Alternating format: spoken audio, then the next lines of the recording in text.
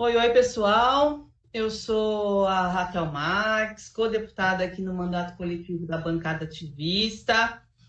E apesar de as coisas não estarem nada bem ultimamente, eu ainda insistia na pergunta, né? Se estava tudo bem. Mas hoje a gente tem mais um caso que nos faz pensar o quanto as coisas não estão bem. No dia de ontem, uma criança chamada Miguel caiu do nono andar e faleceu, né? Uma criança negra que estava com a sua mãe empregada doméstica, mulher essa que precisou trabalhar mesmo num contexto de pandemia e que ficou aos cuidados da patroa e ela não cuidou da criança o tempo todo, né? Com devido zelo, é um incapaz, né? As crianças precisam ser protegidas pela família, pelo governo, pela sociedade, e isso não aconteceu. E o Miguel faleceu. Então, que cada caso triste como esse não seja apenas mais uma notícia de jornal, mas que ele sirva como lição aprendida até, né? De quais foram os erros na nossa sociedade que levaram até tudo isso, né? Uma família que precisou trabalhar porque não tinha renda suficiente num contexto de pandemia, então nos lembra a importância da, das políticas, né, de suporte social para que as pessoas possam fazer o isolamento nesse momento.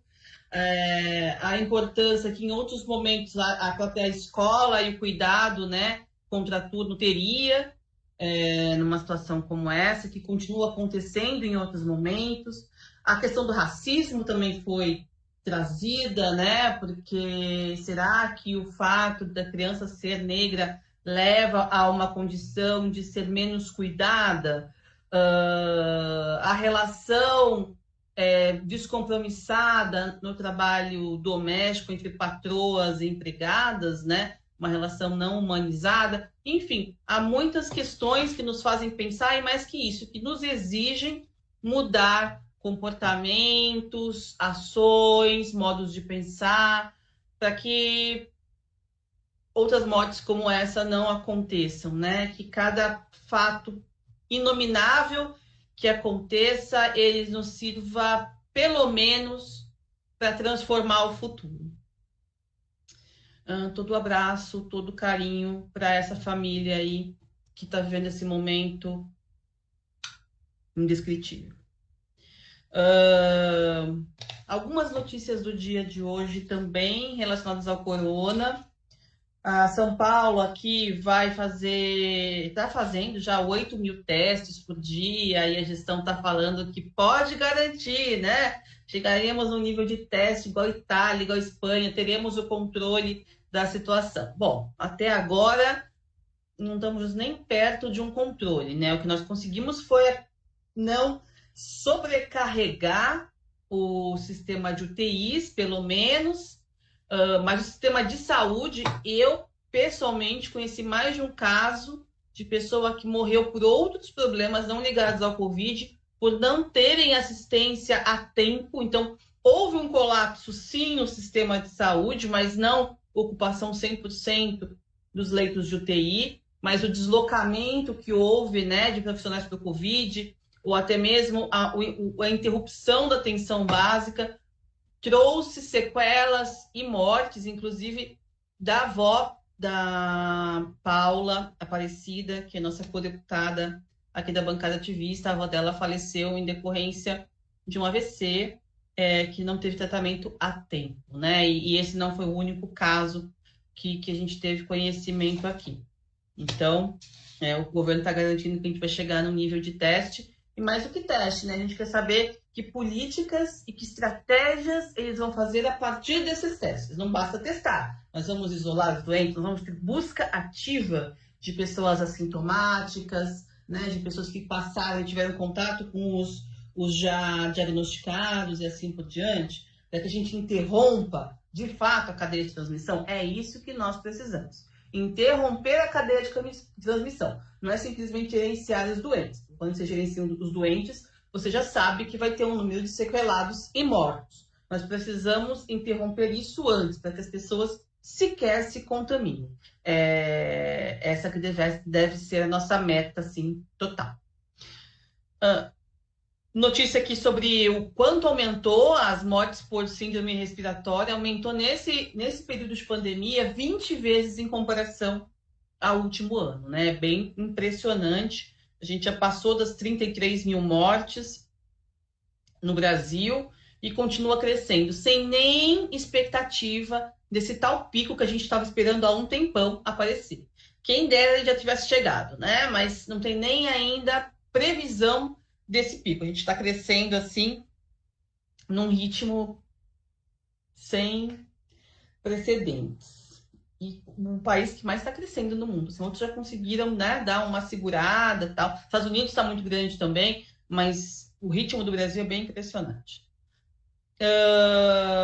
Uma coisa muito interessante e que vai afetar a vida de muita gente é que São Paulo assinou hoje a autorização para a reabertura de concessionárias e escritórios, né? Então, muita gente trabalha em escritório e isso vai afetar, então, a vida de vários. E aí, há algumas regras para isso. Vou ler aqui para vocês algumas das regras para a abertura dos escritórios. Se você foi convocado a voltar ao trabalho, saiba que o funcionamento dos escritórios está restrito a 4 horas por dia e necessariamente fora do horário de pico. No caso dos shoppings, eles só podem abrir à tarde, não vai abrir antes do almoço até a noite, né? Foi decisão lá do shopping centers. Os escritórios estão abertos, qual horário vai funcionar, mas não pode ser horário de pico. A preocupação de que as pessoas não ocupem aí o transporte público todos ao mesmo tempo. Tem que ter espaçamento mínimo de 1,5 metro entre as pessoas dentro do escritório, das baias de trabalho. Então, aquelas baias que tem um aqui, um na frente, um atrás. Então, vai ter que ter um espaçamento maior entre as pessoas dentro do escritório. Demarcações e barreiras físicas, né? Paredinhas, assim, baia mesmo, entre as pessoas dentro do escritório. Estímulo ao teletrabalho e home office, especialmente para as mães com filho pequeno e grupos de risco. Então, a empresa vai ter que ter um plano especial para mães com filhos pequenos e grupos de risco, para que eles não precisem ir até o escritório. Disponibilização de álcool gel, água e sabão, uso obrigatório de máscara, medição da temperatura dos funcionários assim que eles chegarem e auxílio à testagem. Algumas empresas estavam questionando isso porque elas estão muito sem caixa, né, até para que elas possam providenciar o teste dos funcionários e tal. É um problema complexo, né? Porque sem isso não dá para voltar, mas as empresas estão numa situação delicada, talvez que realmente o Estado tenha que priorizar aí de testar as pessoas que estão voltando ao trabalho. Não está tudo ainda organizado para que a gente volte a uma relativa normalidade.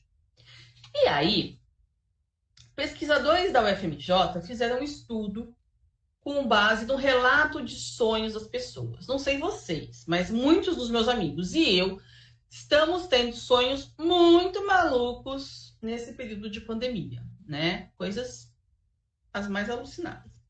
E alguns pesquisadores, alguns centros de psicanálise, faculdade de psicologia social, psicologia clínica, objetivos das pesquisas. Mas algumas pesquisas estão acontecendo. E como Sérgio Freire, lá de Manaus, olha, a gente está com uma conexão direta com o Amazonas. Né? A gente teve uma conversa com um coletivo do Amazonas há algum tempo atrás, de Manaus.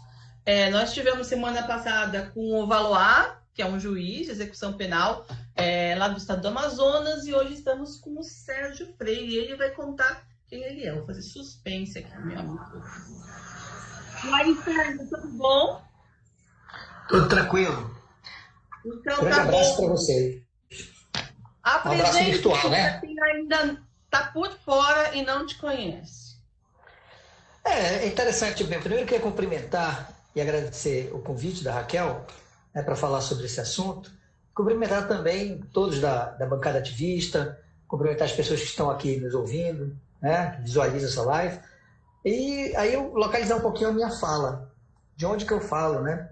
Eu sou professor da Universidade Federal do Amazonas, na Faculdade de Letras, com meu doutorado na área de análise do discurso, né? Então é linguística, análise do discurso, e eu sou psicólogo também, psicólogo de orientação psicanalítica. Então, misturando todo esse caldeirão aí, né, a gente resolve pensar essas questões todas de linguagem e as questões mesmo de subjetividade a partir dessas demandas novas que estão aparecendo aí com a pandemia. É desse lugar mais ou menos que eu vou falar, né? E aí a gente vai conversar um pouquinho para tentar entender o que é o sonho, como é que ele funciona, por que a gente está sonhando tantos sonhos estranhos. Vamos tentar ver se a gente conversa, esclarece um pouquinho essas questões que estão, de certa forma, angustiando algumas pessoas também. É isso aí. Começar do começo, o que é o sonho? Só a gente sonha? Os bichos sonham? Não, os bichos sonham. Pesquisas que mostram que os bichos sonham. Mas a natureza simbólica da linguagem humana, né, diferente da natureza codificada do animal, vai fazer com que os sonhos sejam de natureza diferente. É preciso que a gente diga o seguinte, Raquel. A primeira coisa, né, eu acabei de me localizar aqui como um psicólogo que trabalha na linha da psicanálise, né? E isso, obviamente, traz um certo recorte para a nossa conversa. Basicamente, nós vamos conversar aqui em cima da teoria freudiana, em cima desse livro que é o livro clássico, o Freud, interpretado, né, que na verdade escreveu em 1899, mas fez questão que fosse publicado com a data de 1900 por causa do simbólico, da virada do século, enfim. E nesse livro, o Freud vai fazer toda a sua teoria metapsicológica a respeito dos sonhos. Então, nós vamos falar do sonho a partir dessa perspectiva da psicanálise, fazendo de vez em quando referência, sem ser muito prolixo em termos técnicos, teóricos, assim, mas fazendo algumas referências ao trabalho do Freud, né? E nesse livro, a gente começa tentando responder a pergunta: o que é o sonho? Nesse livro, esse é um livro de 3 partes. Na primeira parte, o Freud ele faz o que a gente chama na Academia de Revisão de Literatura, né? Então, o que estão falando sobre o que é o sonho para os teóricos que tem por aí? E ele vai levantar algumas questões, vai dizer assim, olha, para algumas pessoas o sonho é o resto do dia lixo psíquico, né? Então você, do mesmo jeito que a gente se alimenta e depois aquilo que o corpo não aproveita a gente faz as nossas necessidades fisiológicas, isso aconteceria também do ponto de vista psíquico. A gente viveria as demandas da vida em vigília e aquilo que não é aproveitável viraria lixo, e é por isso que o sonho é tão desconexo, porque é só lixo, é só o resto do dia, né? Essa é uma visão, né? Seria um lixo psíquico fisiológico.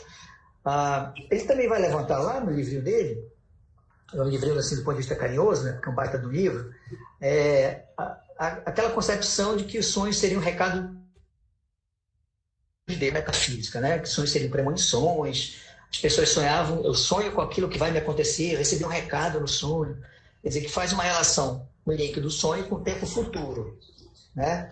Isso aí, para a psicologia, isso a gente chama de pensamento mágico, né? Então, a gente queria que fosse assim, né? Que viesse premonições, que a gente conversasse com entes que já se foram. E, é claro, dependendo do enquadre do discurso, você vai ter explicações diferenciadas. Os religiosos vão dizer que Deus comunicou alguma coisa para você. Os espiritualistas vão dizer que na hora que você dorme, seu corpo descansa e sua alma conversa, né, com os espíritos de luz. Então você vai, quem é da área dos UFOs, né, dos OVNIs, vai dizer assim, não, na hora que a gente dorme é a hora que abre o canal para a gente conversar com os extraterrestres. Você vai explicar o fato dependendo do seu discurso. E aí a gente está falando aqui exatamente, fazendo essa introdução para dizer o seguinte, olha, nós vamos falar do sonho a partir de uma perspectiva, que é a perspectiva. Trata o sonho de uma forma, o sonho não é lixo psíquico, o sonho não é recado dos deuses, o sonho não é premonição. O sonho, diz Freud, é a via régia do inconsciente. É a forma que o inconsciente acha para falar várias coisas para você, coisas que você não dá conta na sua vida de vigília. Então a gente podia definir, o sonho começar definido assim. Então o sonho é a realização de um desejo que foi bloqueado por alguma razão na vida em vigília. Assim que funciona. A gente, quando entra na linguagem, a linguagem é um negócio muito bacana, serve para comunicar e tudo, mas a linguagem tem um lado complicado para o sujeito, porque à medida que você entra na linguagem, você se separa da natureza. O animal, se ele tem a vontade instintiva dele, por exemplo, de copular, deixa eu ver uma cadela, ele dá vontade, ele vai lá e faz isso. A gente, entramos na linguagem, além de aprender o instrumento de comunicação, aquela língua que a gente estuda na escola, da sintaxe, da morfologia, da fonologia, a gente aprende também uma série de nãos. Moral, cultural, ético. E aí, o que acontece? Nós temos certos desejos, e esses desejos não podem ser realizados por conta exatamente de todas essas contingências. Eu sou bloqueado no meu desejo, e esse desejo volta, então, inconsciente, fica como pulsão, batendo o tambor, querendo sair. E uma das formas do inconsciente dizer quais desejos que foram revocados, que foram jogados lá para dentro porque você não deu conta, é o sonho. Né? Só que ele não entrega o sonho. Aí vem outra questão, tá? Ok, então já que o sonho, para a psicanálise, é uma forma do inconsciente comunicar, né? Ok, e esses desejos, eles estão porque a gente não deu conta na vida em vigília. O que explicaria isso? Está lá também na teoria freudiana, né? São desse desejo insatisfeito. E aí o Freud vai dizer o seguinte, olha, nós vamos de véspera. Então, se você conversou com alguém nesse dia, né, você viu uma pessoa que você não via faz tempo, isso pode aparecer no sonho. Aí é o resto do dia. Mas, além disso, você vai ter desejos também rejeitados pela sua mente desperta durante o tempo que você está vivendo. E aí tem muito a ver com a pandemia. Entram também desejos e sensações corporais. Se eu estou com muita sede, né, fisiologicamente eu vou dormir com sede, isso pode aparecer no sonho, né, certo, querendo beber água, procurando um oásis. A questão fisiológica ela é transformada também, ela é também como um dos componentes. Então é uma mistura muito maluca disso aí, né? Você tem desejo do dia, você tem os desejos rejeitados pela mente desperta em vigília, você tem desejo das sensações corporais, e que é a função exatamente do sonho. Você também tem desejos profundos recalcados no inconsciente derivados da infância, né? Então são vídeos. Você tem, então, essa mistura de coisas. Por isso que o sonho é tão estranho. Por isso que aparece uma coisa que alguém que eu vi naquele dia, né? Por isso que aparece, de repente, um desejo, um quarto muito frio numa montanha lá no Everest, por representar simbolicamente esse frio que eu estou sentindo na hora que eu estou dormindo. Né? E depois, do presente para o passado, pé em cabeça, Freud chamou exatamente então, essa é a história manifesta do sonho. É o que você manifesta, é aquilo que aparece. O sonho é um delírio. A gente delira no sonho. Essa historinha que é contada, que não faz muito sentido, e as pessoas que não conhecem como funciona o sonho dizem assim, porra, mas eu tinha um sonho tão estranho, não faz o menor sentido. Ele não faz sentido mesmo. O sonho não é para fazer sentido. É sonho que faz sentido de criança. Demanda psíquica muito grande, e ela vai sonhar exatamente, quase literalmente, com aquilo que ela viveu. Então, se ela queria uma caixa de chocolate e a mãe não deu, no desejo dela, recalcado, vai aparecer ela na fantástica fábrica de chocolate mergulhando chocolate. Então, é quase que literal, porque as demandas da criança são muito poucas, diferente das nossas, que temos uma vida, que temos experiência, né? Então, esse conteúdo manifesto, que é a história do sonho, pessoas, você vai ter lugares, você vai ter situações. Pandemia. E por que tudo isso ficou ainda mais maluco nesse momento? A gente trouxe mais elementos para cá? Pois é, porque então, a gente está vivendo um cenário disruptivo com a pandemia, né? O que significa isso? Significa que a gente está perdendo um monte de coisa. Nós estamos perdendo a mobilidade, nós estamos perdendo a liberdade, nós estamos perdendo pessoas queridas, né? E essas perdas todas, elas criam um nível de ansiedade e de angústia muito grande. E o sonho, o elemento fundamental do sonho é a angústia. Por que é a angústia? Porque exatamente que te machucam na vida em vigília, que você não dá conta, que vão para o sonho para ser trabalhado.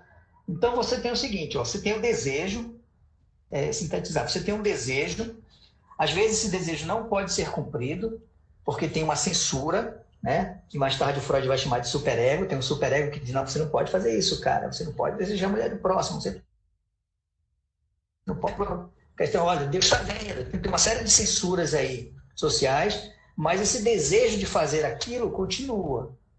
Você equilibra, né, esse superego, que é o censor, com o desejo do ego, do eu, né? do inconsciente que você tem, para que o eu fique exatamente como elemento equilibrador disso aí.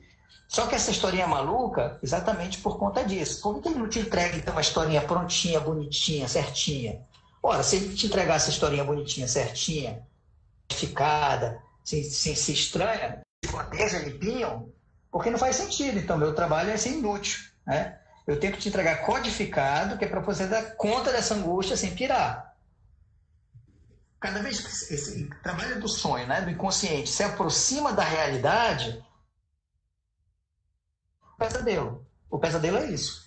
Exatamente uma aproximação da mensagem, do conteúdo manifesto, da historinha, com o conteúdo latente, que é o significado real do sonho.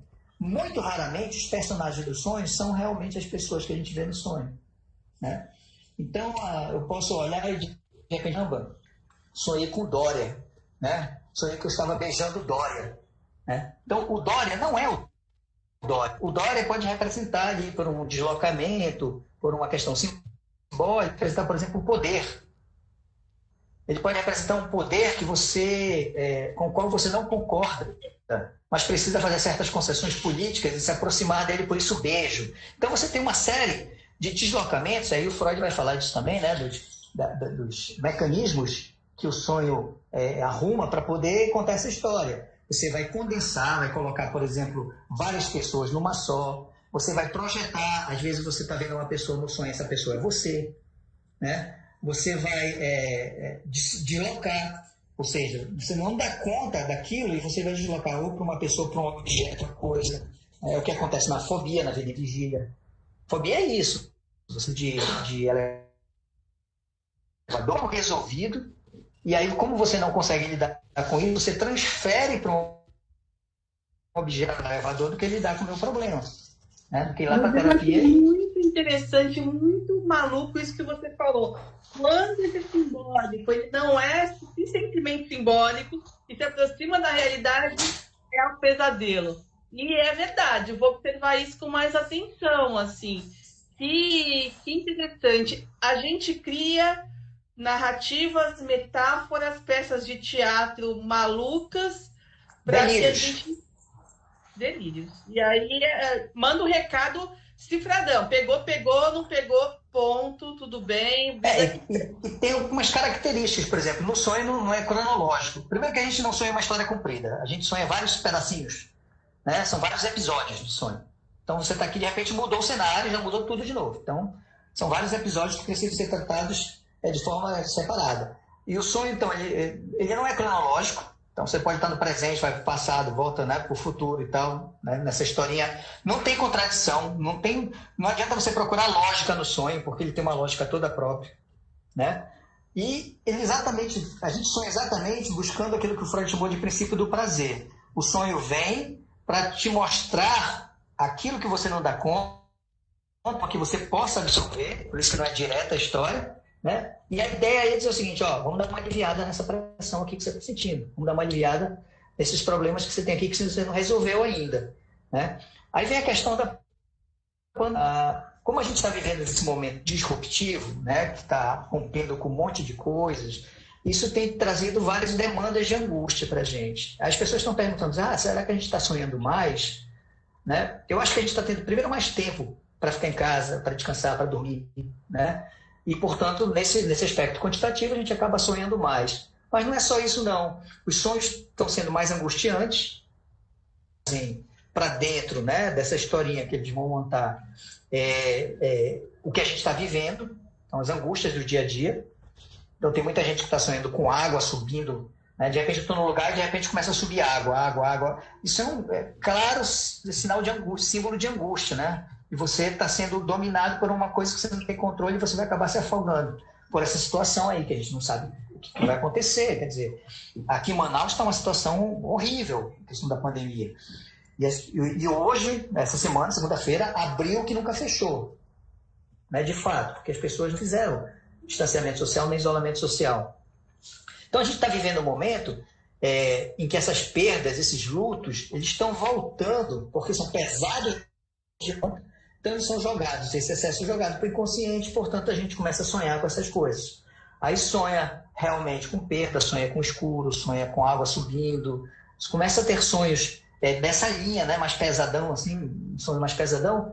Ou então, no outro extremo, você começa a ter sonhos idílicos, sonhos no sentido mais senso comum, de sonhos, de estar num lugar legal, né, numa praia, vivendo coisas boas, que é a forma do inconsciente também dizer assim, bicho, está pesado demais, ó, vamos cuidar. Né? O teu desejo era estar num outro lugar, na paz, né, no controle das coisas. E é muito individual isso, é muito individual. Um sonho que você sonhar e um que eu sonhar pode ter a mesma historinha, uma historinha parecida, mas o significado vai ser diferente. Essa é outra coisa que eu ia te perguntar. O sonho sempre diz respeito às questões individuais ou ele, de alguma maneira, se comunica num certo coletivo com o momento que as pessoas vivem? Assim, existe uma sintonia entre a cabeça e os sonhos inconscientes das pessoas? Existe, né? Porque nós somos sujeitos do nosso tempo. Então, você tem as questões da sua psicodinâmica, da psicodinâmica da sua vida, que são questões pessoais, das relações, que a gente está falando de psicanálise, então das relações da infância, né? Do complexo de Édipo, um monte de coisa mais resolvida com seu pai, com a sua mãe, enfim, as coisas que você viveu na sua vida. Tem um componente individual pesado, mas nós não estamos isolados no mundo. Então, a gente está vivendo coletivamente uma série de questões que são coletivas. Né? E aí é muito bacana fazer referência a um livro chamado Sonhos do Terceiro Reich, que foi quando Hitler subiu ao poder em 1933 na Alemanha, uma jornalista, era a Charlotte Berhardt, ela coletou sonhos das pessoas nessa época. Ela é jornalista, ela não era psicanalista, mas assim, ela se sentia angustiada, ela começou a sentir vários sonhos angustiados e disse, pô, será que eu estou sentindo isso sozinho? E aí ela foi para os Estados Unidos, fugindo do nazismo, ela é judia, e ela começou a coletar sonhos, né, de pessoas que viveram, essa época, estavam vivendo a ascensão do nazismo na Alemanha. E ela publicou depois, em 1966, esse livro, né, que chama Sonhos do Terceiro Reich, né, contando várias histórias de sonhos em que aparecia exatamente essa angústia coletiva, por conta do nazismo que estava surgindo lá. Né? Então, havia um grupo grande presente socialmente, o que deu depois origem até a um desdobramento, né, interdisciplinar, uma coisa chamada psicohistória, que diz que para a gente entender eventos políticos é preciso a gente entender as fantasias e as motivações inconscientes de um povo. Isso é muito bacana. Assim, a ideia da psicohistória diz o seguinte, não é a gente viver num governo autoritário, nesse governo que a gente está vivendo no Brasil agora, né, que faz a gente sonhar tais coisas. É o contrário, são sonhos que estavam recalcados que possibilitaram que o Bolsonaro virasse presidente. Né? Então, o coletivo, ali tinha um coletivo machista, coletivo misógino, racista, classista, né? Enfim, né? Que estava latente nessas pessoas, no inconsciente, mas não tinha espaço social, porque a gente tinha avançado nas pautas sociais a tal ponto que isso é um não senso, né? Um não sentido colocar aqui, não tinha espaço para isso. Mas esse coletivo, né, achou um espaço por conta da política, por conta do impeachment da Dilma, foi abrindo espaço para que esse desejo inconsciente desse grupo de pessoas possibilitasse a ascensão do Bolsonaro. Né? E aí, a psicohistória ela faz essa inversão. Ela diz, a gente está sonhando muito, né, por causa do Bolsonaro. Não, os sonhos, os desejos inconscientes desse pessoal que votou e que vai na convergência desse discurso é que possibilitou isso. Né? Então, existe sim... Tinha coletado sonhos, então, durante os últimos 20 anos, para perceber onde nós estaríamos apontando.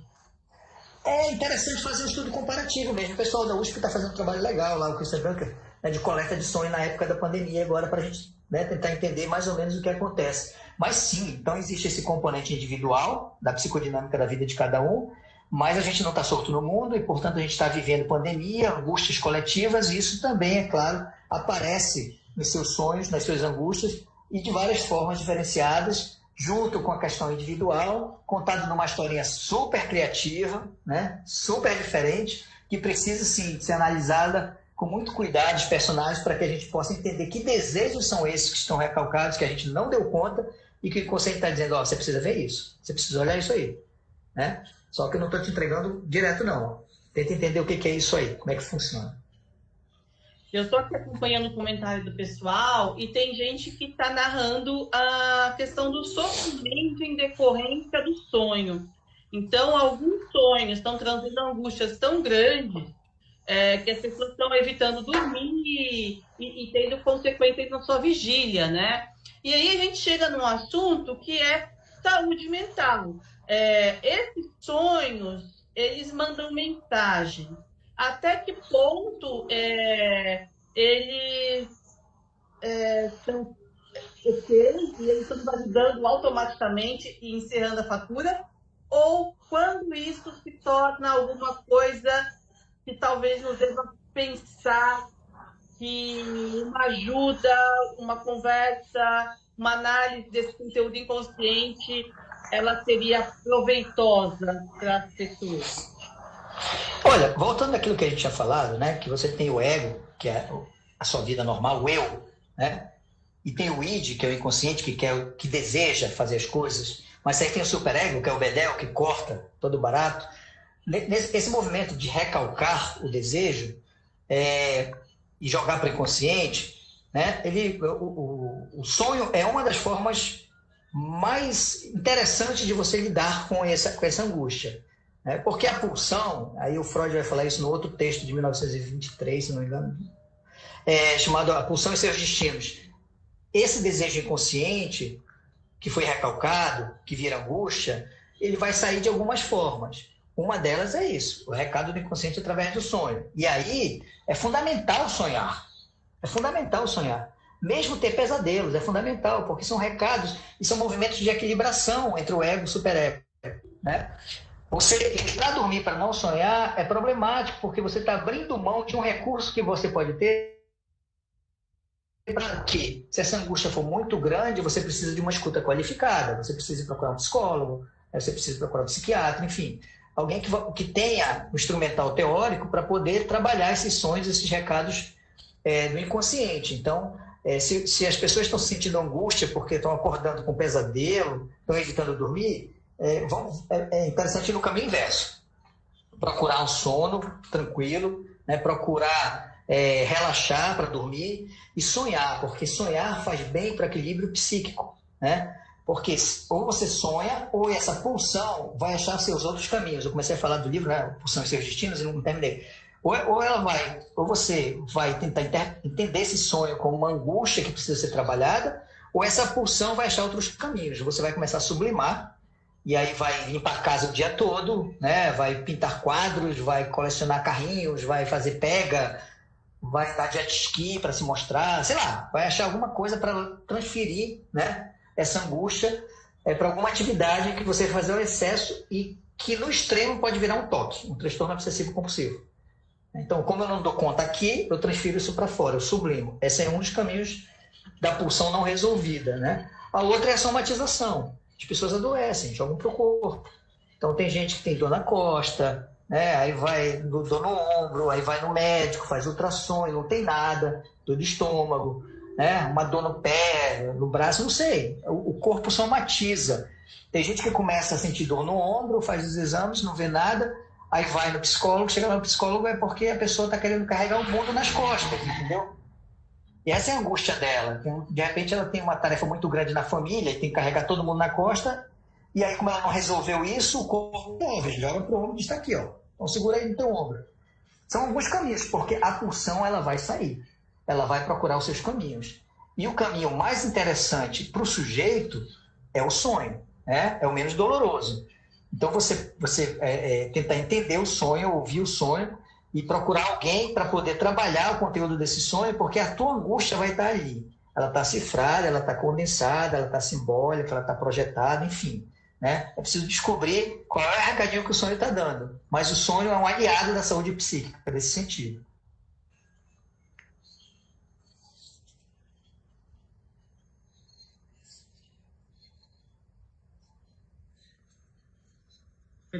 Lembrar ou não lembrar do sonho? É alguma coisa importante, digna de nota, ou é uma contingência, assim, uma bobagem? Todo mundo sonha. Isso é um fato. Tem gente que diz, eu não sonho. Não é que não sonha, é que não lembra. porque não há uma motivação muito grande para lembrar. E por que as pessoas estão lembrando muito do sonho nesse momento agora? Porque a angústia é muito grande. Então você quer botar para fora, você quer contar para alguém. É aquilo que você sonhou. Mas assim, todo mundo sonha, né? E não lembrar do sonho é um mero exercício, né? Quando você, porque é o seguinte, como é que funciona o sonho? O sonho, do ponto de vista fisiológico, o que entra em operação na hora que você tem o sono, aí você entra naquele estágio do sono do Rapid Eye Movement, né? Do sono REM, que a gente chama, exatamente nessa hora que você tem os sonhos mais vívidos. E a tomografia computadorizada, assim, que mostra, né, analisando sonhos, que você mobiliza muito o hipocampo, que é a área da memória. Então, é lógico, você está trazendo toda a sua memória para construir a historinha, né? Só que o que acontece também? Por conta do tálamo, isso aí é uma questão fisiológica, o tálamo desliga o tônus muscular. Quando você dorme, você desliga. Que é para não repetir aqui os movimentos do sonho. Então, eu estou lutando com alguém no sonho, não vou fazer isso aqui. Eu estou dormindo. Desligados, né? Aí acontece, por exemplo, de repente você acordar e eles ainda não serem ligados. E as pessoas ficam desesperadas porque tem aquele congelamento, né? A paralisia do sono que chama. Tem gente que fica assim, nossa, eu acordei e não consegui me mexer. É uma questão fisiológica, porque na hora do sonho você desliga a parte fisiológica, física. E aí quando você acorda, liga de novo. E às vezes tem um delay nesse negócio aí, as pessoas têm paralisia do sono e tem medo aí dessa questão. Mas assim, todo mundo sonha, né? Não lembrar do sonho é um mero exercício, porque você lembra o melhor momento para lembrar do sonho é na hora que você acorda. Com o tempo que vai passando, você vai perdendo. Depois de 1 hora, 2 horas, você já perde 90% da capacidade de lembrar um sonho. Então, quem exercita a fazer isso, logo no comecinho, eu acordei de caramba, sonhei com uma coisa. Aí vai, anota e o exercício. Quanto mais você vai fazendo isso, mais fácil vai ficando você lidar com esse conteúdo do sonho. E os psicanalistas, ou os psicólogos de linha psicanalítica, adoram ouvir isso dos seus pacientes, porque é matéria-prima do trabalho, né, da psicanálise. Aí você traz e diz, está aqui, ó, esse aqui são as minhas receitas. Ponto você vai procurar montar aí, né, nesse mês Unplugged, o prato que seja interessante para devolver um pouco da tranquilidade psíquica do paciente. Que ótimo. Então, a gente está aqui caminhando para o fim e aí eu queria fazer como última pergunta. E os sonhos recorrentes? Os sonhos recorrentes quer dizer que é um rolê que está muito enrolado mesmo? Exatamente, né? Se ele está recorrente, significa o seguinte, você não viu o sonho como deve ser visto. Eu vou repetir. Fica repetindo, dizendo alguma coisa ali, dando recado de forma repetida para que você preste atenção nele. Então, a recorrência do sonho, tem gente que sonha também em pedaços, em capítulos, né? Sonha um pedaço, no outro dia continua o sonho, né? São mecanismos do inconsciente para trabalhar uma forma de trazer para você toda essa sua angústia. Então, o sonho é um aliado do sujeito. O sonho traz para você ali, né, coisas com as quais você não soube lidar, coisas pesadas que na sua vida em vigília ficaram muito pesadas.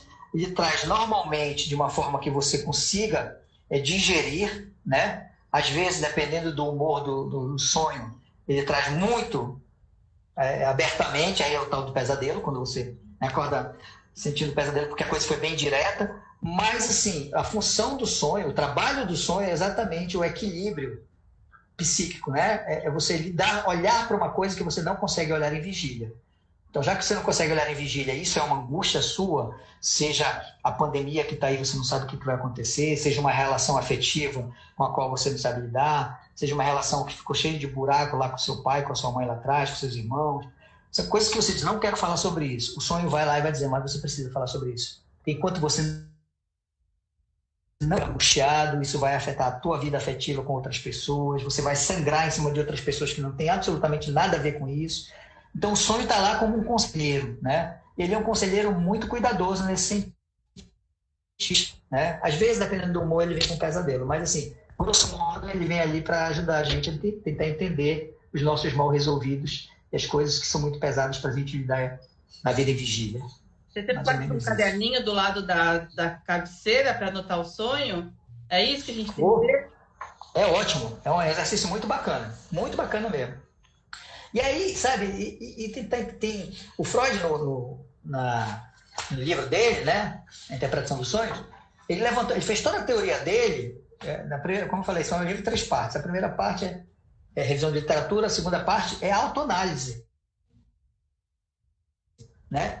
Então, claro que a gente não é Freud, mas assim, a gente pode exercitar também essa autoanálise dos sonhos se a gente entender esse mecanismo, dizer, caramba, eu sonhei com uma coisa tão estranha, né? Mas a gente entende que o seu Zé que aparece no sonho não é o seu Zé, não, o seu Zé era um policial, né? De repente o seu Zé está representando a autoridade, aí você começa a fazer deslizamento que você consegue identificar na sua vida normal e tentar ver de que forma essas angústias estão lá simbolizadas. Como eu disse, a gente não é Freud, mas a gente pode fazer um exercício também, né, de compreensão desses sonhos, assim. Dá para fazer. E é bom anotar. Eu acho que é um bom exercício. Sérgio, amei a conversa. Foi uma live aí que o pessoal está bem animado aqui, comentando, porque é isso. Todo mundo está agitado aqui. A Fabiana está falando que ela grava e manda para... Mas eu queria agradecer muitíssimo, porque eu acho que, né, professor não poderia deixar de ser. Uma aula sobre sonhos na perspectiva de Freud, e eu acho que nos trouxe mais instrumentos, né? Para que a gente possa ainda mais assumir, botar para fora e tentar dar sentido nisso, assim, acolher, colocar no colo. A palavra não dita, essa frase do Freud, a palavra não dita adoece, né? E aí a gente precisa então dizer essas palavras de alguma forma. Seja através do reconhecimento dessas mensagens do sonho, seja através mesmo da terapia, que é algo que eu recomendo a todo mundo. Não preciso de terapia. Todo mundo precisa de terapia porque a vida é angustiante. A angústia é uma característica da vida, não é um bug, não é um problema. É assim que funciona. E quando a gente começa a entender que isso faz parte da vida, a gente vai entender que nós precisamos desses pit stops, assim, no consultório do terapeuta, né, para fazer a regulação. Assim como a gente calibra pneu, troca óleo de carro, se a gente entender que funciona assim, a gente precisa dar manutenção também. Porque uma coisa que a gente aprende logo no primeiro período de psicologia, que o ser humano é um sujeito biopsicossocial, né, atravessado por uma espiritualidade aí. O biológico não está legal, o resto desanda. Se o psicológico não está legal, o resto desanda, né? Se o social não está legal, o resto desanda. Então a gente precisa tomar conta disso aí e lembrar a frase que você está lá no seu perfil. Eu sou eu e minhas circunstâncias. Se eu não cuido dessas circunstâncias, eu não cuido de mim. Então a gente não está sozinho não. E a gente precisa estar junto para enfrentar essas angústias coletivas da pandemia, né? Porque a impressão que a gente tem é que a gente está num deserto, em cima de um camelo, em cima de oásis. Então ninguém sabe o que vai acontecer, né? E aí a gente precisa lidar com essas angústias. Fora essas, tem as angústias pré-pandemia, da vida, das nossas relações, dos nossos afetos e desafetos, enfim. A vida é assim, ela chega, não pede licença. E aí a gente tem que negociar e já programar o GPS o tempo todo. E sozinho, às vezes, a gente não consegue. Às vezes, a gente precisa de ajuda qualificada, de uma escuta qualificada, de um profissional. É isso. Bacana. Obrigada, querido. Obrigada mesmo. Boa noite. Beijo para a Bia e para as meninas. Beleza, eu que agradeço. Tchau, gente. Valeu. Beijão.